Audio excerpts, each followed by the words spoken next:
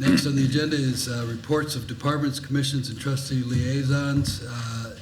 We have a presentation on emergency preparedness by Fire Chief Matt Buckley. Chief Buckley. So we do have a PowerPoint. I don't know if you guys can see it where you're sitting. Hopefully you can. Thank you, trustees and Village Manager Francis, for allowing me the opportunity to come to speak with you this evening regarding disaster preparedness. This is something that's near and dear to my heart. I do like talking about it. I could sit up here for a while, but I'm going to try to condense it and get through this pretty quickly.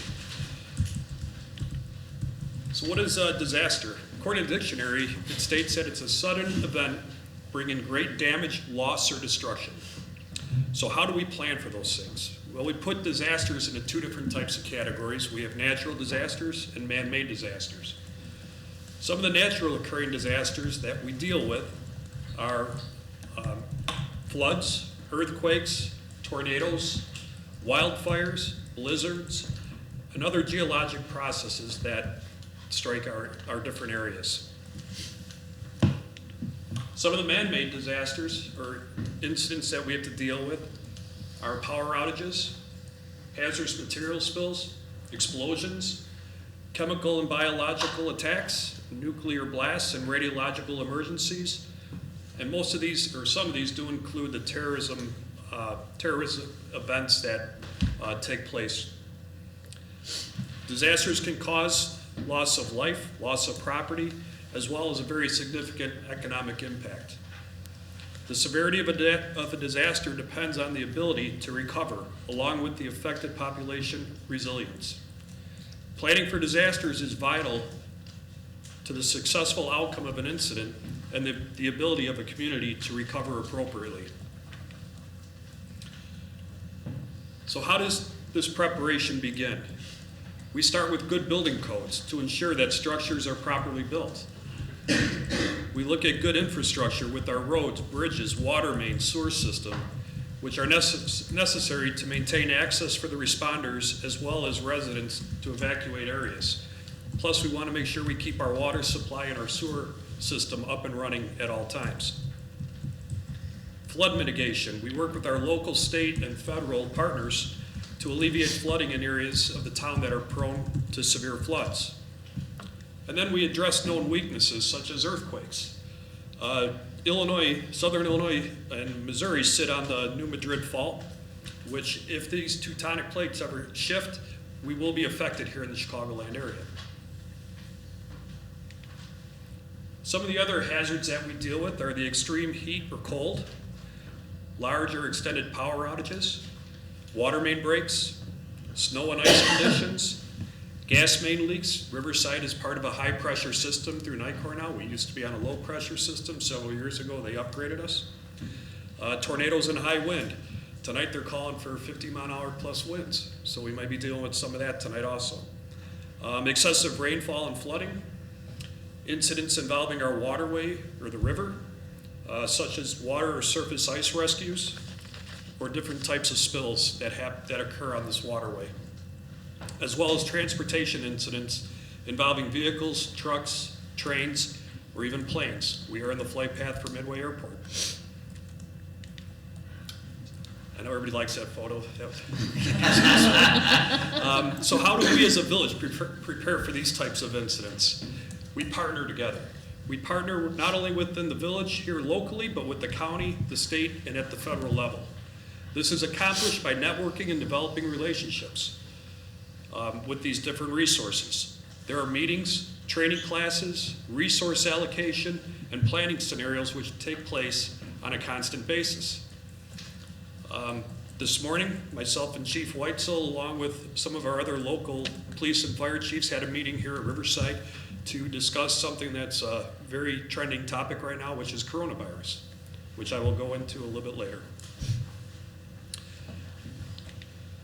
So on a local level, we also have a system called auto aid and mutual aid agreements with our neighboring municipalities.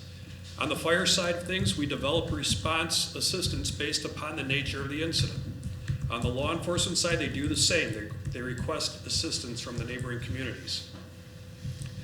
So when an incident here requires additional resources on the fire side, we go to an organization called MABUS, which stands for the Mutual Aid Box Alarm System.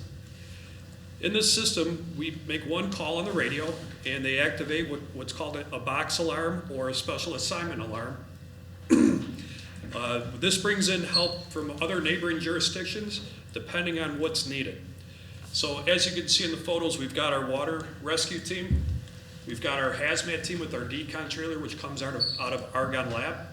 And in lines, they store what's called a ventilation fan. So if we have a building full of smoke, we can bring that out and it pressurizes the building to clear the smoke out, along with a wide variety of other equipment that we have access to. So part of our MABUS division is called MABUS Division 10. We serve the I-55 corridor from basically Forest View out to Romeoville. There's 16 towns and fire districts within this group, with Riverside being one of them. Currently in the state of Illinois, there are 65 different MABUS divisions. So the entire state of Illinois is part of MABUS, and there's 65 other districts just like ours. Currently, the state of Michigan, Indiana, Wisconsin, and Missouri are becoming part of MABUS. So Illinois was the first one that put this group together, and other states are now realizing the need for it and adopting this type of response.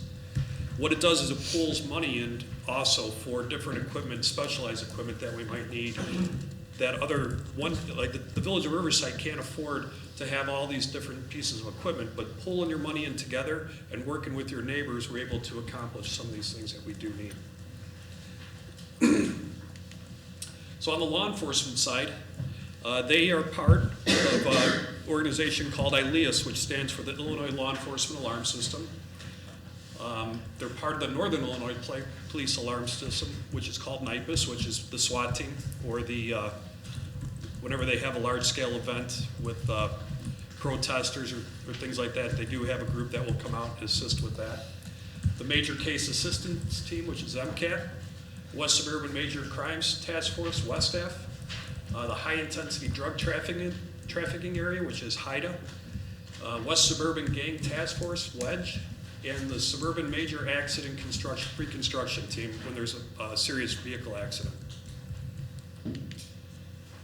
Next, we have our other partner, which is our Public Works, which operates the same way out of an organization called IPWAM, which stands for the Illinois Public Works Mutual Aid Network. They work the same way we do. It's a phone call away to request equipment when needed.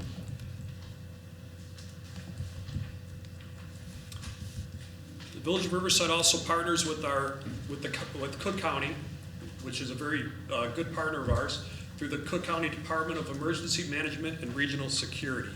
This organization was formerly called Cook County Department of Homeland Security. They changed the name last year to reflect more of what they do. Obviously, you can see from this photo here, this organization does provide a lot of equipment also. 4th of July, we use them for their light towers and their signboards, and we use other equipment for different events in town. They have command posts where if we have a major incident, they can bring that out. They have radios, phones, and actually a meeting room in the back of there where we can interview people if we need to, or conduct any business we have to run a major incident.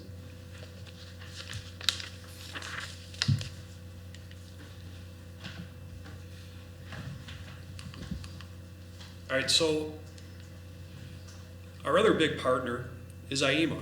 IEMA covers the entire state of Illinois, the Illinois Emergency Management Agency. This is a website, ready.illinois.gov, that I want everybody to look at. This website has a lot of very good information on it. They help families plan at home what to do if there is an emergency or a disaster. They give you a checkoff sheet of things that you want to have in your house, whether it be flashlights and batteries and spare water and toilet paper, everything you might need to be self-sufficient if there is a disaster or something does occur. So having that access to IEMA is very important, and that, like I said, that website of readyillinois.gov is very important. It is on the village's website also, so if you don't get it here, you can look it up on there and open it up from the village's website. So we talk about disaster, and how we here at Riverside prepare for things. One of the things that, as I said, we're working on right now is the coronavirus. It is here. There was just another case in Chicago today, a patient that's at Rush Hospital who did test positive for coronavirus. He just came back from Italy. So one of their concerns was these travelers that are in other countries, because right now there's 36 countries that are affected, are bringing this back here to the United States, but it's already here. Yesterday, the state of California declared an emergency. I don't see the state of Illinois being too far away from that. It may be a few weeks till they do it, but it's something we here have already started preparing for. In fact, we started preparing for this about 2 months ago. About 2 months ago, when coronavirus was a topic that was being discussed, we started making sure we had enough N95 masks and different equipment for our responders to utilize if we were called out to that. So we did start prepping for these things a while ago. So is Riverside prepared to respond to and handle an all hazards type of incident?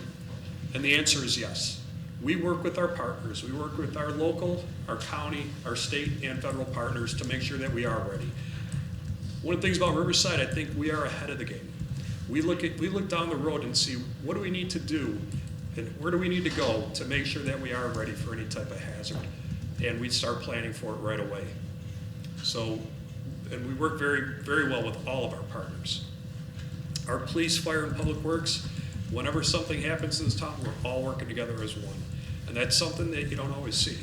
So it's very nice, and it's comforting, and it should be comforting to a village board to know that, and the residents that are watching. Are there any questions? Any questions from the village board?